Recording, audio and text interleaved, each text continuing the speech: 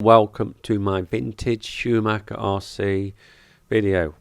I'm going to build a 1990 Schumacher Cougar 2-wheel drive. I've assembled all the parts here. Ready? Look at all these parts. Beautiful, beautiful. This is a bearing retainer. Awesome. And we have the yoke. Technically the yoke. And that is the steering block and retainer. Wow, look at these parts, man. Anyway, this is original. Look at that inside there. That inside is an indication. That is the original steering block. Retainers are all the same. You can get retainers on everything. Anyway, bush. You actually got, you know, if you bought a Cougar in the 90s or 1990, you would have got brass bushes instead of bearings. Thank you, Mr. Schumacher, for that. Kept it cheap, but you could buy the bearings afterwards. I would have advised them. They were okay to start with. Obviously, you didn't know it wasn't coming with bearings. But anyway, I'm not bitter that I had to buy bearings. But anyway, this is the construction. Very simple, very simple. What's this bit called? This is a inner hub. Let's call that the inner hub. Okay, that is the inner hub with the bolt or self-locking bolt nut. Okay, sorry, nut, not bolt. Self-locking nut being inserted. Normally a tight fit, But anyway, if you wanted one of these hubs, or inner hub, sorry, part number is T338. That's the part number, and it locks into the bearing retainer. Very interesting stuff, this, isn't it? Very interesting stuff.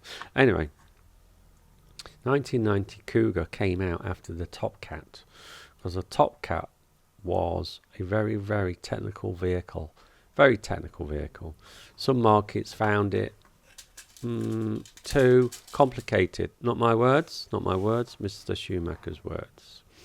So they developed the Cougar with a very, very basic front end in comparison to the Top Cat. I quite like the Top Cat. It was very good. But anyway, the front end is completely different. Actually, I do remember you could buy a kit that replaced your front end on your Top Cat, and you were able to turn your vehicle, your Top Cat, sorry, into a Cougar, which was very handy because the rear end was exactly the same. Anyway, bearing retainer and steering block go together with these pan head screws. Very typical of the early 90s and the 80s, these pan head screws. Europeans used, Phillips, that's why the Cougar 2's got Phillips screws on. We went forwards, apparently. But anyway, sorry, pan head screws. You'll find that 99% of the original Cougar is constructed with pan head screws. I think there's a couple of Phillips screws. That's it, I think. Somewhere, I think they're in the front. But anyway, sorry. Anyway, pan head screws. That's where we were. So the Top Cat then was around 88, 89. It did win competitions, Euros, I think it was, maybe something else. But anyway, the Cougar won Worlds, and European champions. So it definitely was a very good car. I had fun with mine. I did have fun. Did go club racing. Actually, saying that, two-wheel drive cars were quite rare in the early 90s. I don't know why. Club racing, it was mainly Cats and Kyosho Optimum Mids, I think they were.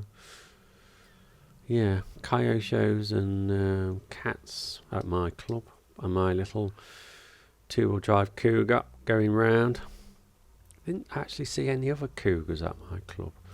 We were talking like 90, 92, maybe 93. I don't remember seeing any other Cougars. But anyway, it wasn't quite a big club. It wasn't massive. Wasn't massive. Anyway, sorry. Anyway, let's get back to the construction of this front end of this Cougar. What were these called? Ball studs. Sorry, ball studs. Losing my flow, man. Ball studs. You've got to remember that the Schumacher factory used parts from other vehicles on other vehicles, so they weren't like 100% one vehicle, except for Top Cat. That was front end Top Cat. But anyway, sorry. So, God, I do talk rubbish sometimes, don't I? Do talk rubbish. So if you wanted to buy one of these excellent Cougars in the early 90s, I bought mine for £99. I do remember that, getting £1 thrown at me change for my £100 with no bearings. I'm not bitter about that. Anyway, yokes. These are yokes. They are sided left and right, and they are retained by this 8th pin. Schumacher do like using the 8th pin, and it is secured via no washers. Got to take note, there's no washers either side of these clips. These are retained by the pesky E-clip. I know, nobody likes them. So you get your 8th pivot pin and your E-clip, which very standard, very basic way of putting this together. Very little, what do we call it? Friction. Very little friction. These do move quite well. They move really well. So anyway, Cougar came out in the 90s. So what else did you have in? You had the Club 10 that followed. No, tell a lie. The Cougar 2 came out first before the Club 10. The Cougar 2 was in 91. So you remember the Cougar 2, you had the Team, Sport and Works, didn't you? So anyway, Club 10 was a entry level RC. Didn't come out till, I'm sure, the Club 10 didn't come out till at least 93. Could be lying, 92, 93. Anyway, Club 10 was a very, very, very, very cheap version of the Cougar. Very cheap. You get, I think there's a truck version. Is it the Storm? Where you get the Club 10 Storm version. That is the one with the anodized red shockers. I think that's right. And then you get the other version, which you get the black plastic varied shocks. Yeah, that's the version I've got, and I've lost one of my front shocks, which I'm very annoyed about. So anyway, the Club 10, the dog cheat one, you had your arms, your steering rods and your arms are all plastic black rods, and you had a solid gearbox. It wasn't belt driven. Yeah, very nice, but cheap. Very cheap. Anyway, sorry. Back to this 1990 original Cougar. I'm going to try and put these pesky little E-clips on the 8th pivot pin, which is very basic. It just holds it, just suspends it in one place. If you ever put Tamiya stuff together back in the 80s, 90s, it's like a slotted pin with a thread on it, so it's screwed into the plastic. These don't actually screw into the plastic, they just dangle with the E-clip. Anyway, so now we've got the steering block, bearing retainer and the yoke. The yoke is, I think the yoke is unique to the Cougar. Don't quote me on that, but it is. These wishbones are unique to the Cougar as well, until obviously time progresses and they use it on other cars, which they do. They use it on all the nitro cars and the big 6 as well. Anyway, pesky pivot pins go into the yoke, these yokes I was discussing on my previous video about the yokes in the comments. These yokes are smaller than the Classic. You know, the Cougar Classic. Cougar Classic uses the nitro yokes from the Rascal, and what's the other?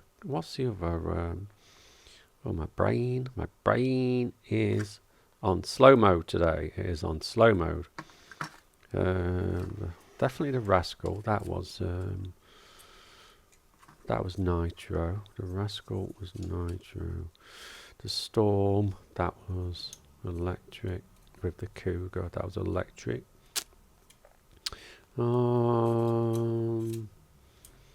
I can't remember. I'll get back to that. My brain is failing me. Anyway, let's just watch this. So, very simple E-clip method. We are talking E-clip method of putting these together. I know it's really basic, isn't it? It is technically extremely basic. I know, good in it. So anyway, you've got your wishbone. That is off the top of my head. That is part number T333. Yeah, I think that's right. T333 wishbone.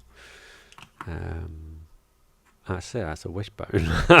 It's a wishbone.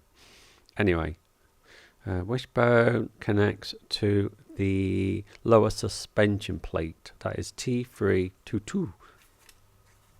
Wow, I can't believe I can remember the numbers, but I can't remember the cars. Oh well, never mind. So, where are we? Yes, we're putting these E-clips in. This is real-time construction, by the way. Real-time construction. It doesn't take very long. At all. Anyway, next stage. This is the lower suspension plate I just mentioned, T322. This is the very, very, very first one they did. They did many different ones. So here we go. Back onto the wishbone and steering block. But anyway, as you can see on here, there is no friction whatsoever in these parts. Zero until you connect this together, which is quite stiff.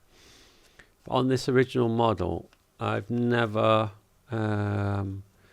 tried to remove any friction from the wishbone and suspension plate, mainly because it's original, and this lower suspension plate is new out the bag, so I am not going to file it or anything, so you will not see any filing. It is just going to be put together, and if it's a bit frictionized, that's a word, if you see any friction in the lower plate and the wishbones, that is due to me just putting it together. This is not a race car. This is a shelfy model. This is a shelf model. I am not going to run this at all. Shelf model. But anyway, where are we? Well, we are talking so much rubbish. So anyway, Club 10 came out in the 1992. Followed the Cougar 2. I reckon they used the Club 10 to use up the parts and to get people into RC with like dog cheap RCs with a mechanic. Don't forget, it had mechanical speed controller. I do remember buying this thinking, I need to buy a speed controller, and I need to buy a motor, and I need to buy everything. So I think, no, actually no, tell a lie, I already had my speed controller in my Falcon. That's right, I had the Futaba one. I think it was the 11B.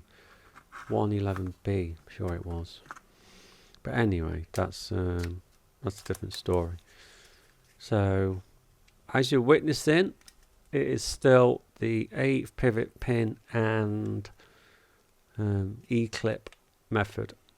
Those who have a classic watching this, there is no washers in between the clip and the wishbone. No washers, because the pivot pin is more or less exactly the right size. So I'm going to refer to the Works version and the Club 10, because the Club 10 came out before the Works. Yeah, before the Works. The Club 10 came out before the Works. So anyway, they put a reinforcer between the suspension plate and the wishbone, so the pivot pins are longer. So my theory is they base the classic on the Club 10. That's my theory. They're using parts from the Club 10 for the classic and the nitro cars, which is the Rascal. Anyway, that is a different story for a different video. But anyway, they use a reinforcing bit of carbon fibre. It's not carbon fibre, it's like glass reinforced plastic that goes across the front, which makes the pivot pins longer. So without that you would need washers. But anyway, it's a different story, different video. Anyway, the original Cougar, which we're doing now, does not use anything like that. The pin is the right size, so all you use is the pesky little E-clip, which they're not too bad actually. They're not too bad. I've seen the ones on the Top Cat on the wishbones. They is tiny, absolutely tiny. I can see why there was lots of people whinging about them. They modified that well with E-clips with the original 2mm bar. That worked really well. But anyway, sorry, we're talking about this Cougar. This is the glass reinforced what do you call it? Shock bracket. Let's call it a front shock bracket. This is the original version, which is short. If you've seen the long version, that was developed due to was it the Worlds or the Europeans, where they put the full-size shockers on the front due to track conditions. But anyway, that's you can get the long ones. I did actually buy a long version, but didn't stay on long. Pardon the pun. So, method of attaching your shockers is very simple, very simple. You put these nuts and you put these bolts on. Oh, funny. Nuts and bolts, shocker, bolts on, job done. If you notice, if you've actually bothered watching it this far, it is very simple to put together. It's like I say, this tiny bit of editing on here, tiny, but it's more or less in real time.